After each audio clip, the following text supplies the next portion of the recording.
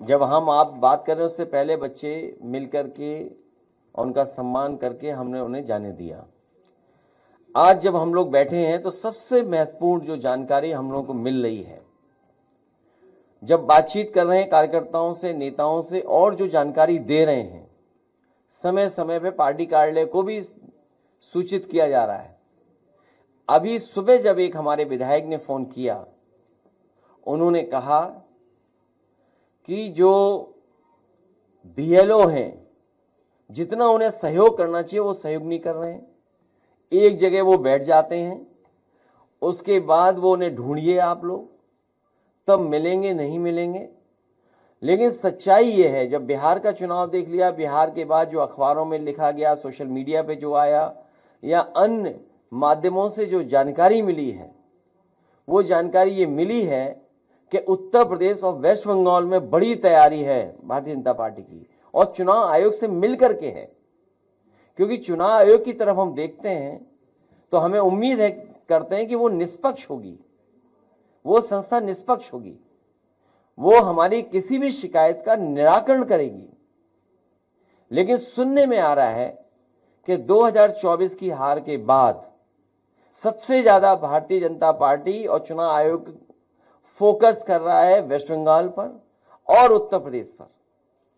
अन्य स्टेटों पे भी जहां पर बीजेपी की सरकार नहीं है, उदाहरण के लिए तमिलनाडु, जहां चुनाव आने वाला है, लेकिन सबसे ज्यादा फोकस, सबसे ज्यादा टारगेट और टारगेटेड जो चीजें हो रही हैं वो उत्तर प्रदेश और वेस्ट बंगाल में हो रही हैं, जहां पर चुनाव आयोग से हमें उम्मीद थी। अगर आपको याद हो पत्रकार साथियों, कोई चीज ऐसी नहीं जो हम लोग कह रहे हो आउट ऑफ वे जाके कह रहे हो।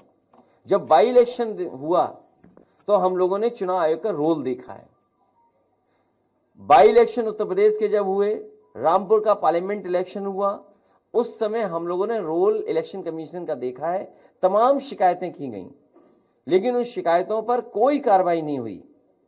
उसके बाद जब एसआईआर की बात आई तो उस समय हम लोगों ने वो सूची दी थी जिसमें 2022 में से पहले जिनका वोट था और 2022 में वोट नहीं डाल पाए थे, ऐसे बड़े पैमाने पर मतदाता जिनका नाम इधर उधर करके डिलीट कर दिया था जानबूझ करके, और जिसके कारण समाजवादी सरकार नहीं बन पाई 2022 में। हम लोगों ने आरोप लगाया था और एफिडेविट भी दिए थे इलेक्शन कमीशन में।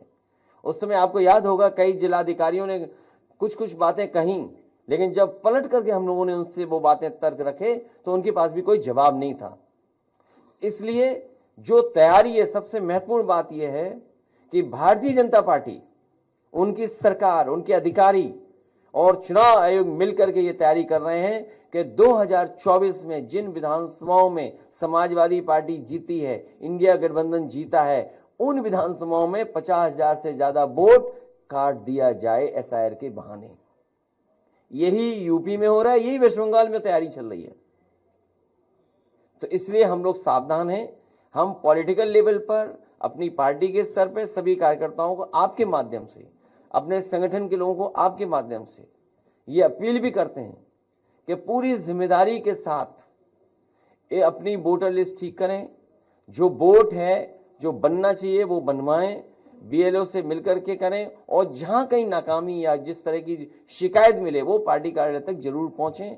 इधर जो शिकायतें मिली हैं, हम बड़े पैमाने पर शिकायतें हैं, मैं श्रीवास्तव जी जो ऑफिस में देख रहे हैं, मैं उनसे कहूंगा कि वो जरूर ब्रीफ करें।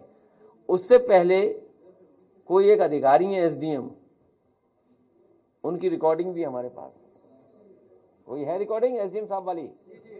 एक एसडीएम साहब की रिकॉर्डिंग है, देखिए क्या कह रहे हैं, मतलब किस लेवल पे तैयारी है कन्नौज में। कन्नौज तो वो रहा है ना, हमारी राजधानी, देश की राजधानी रही है कन्नौज।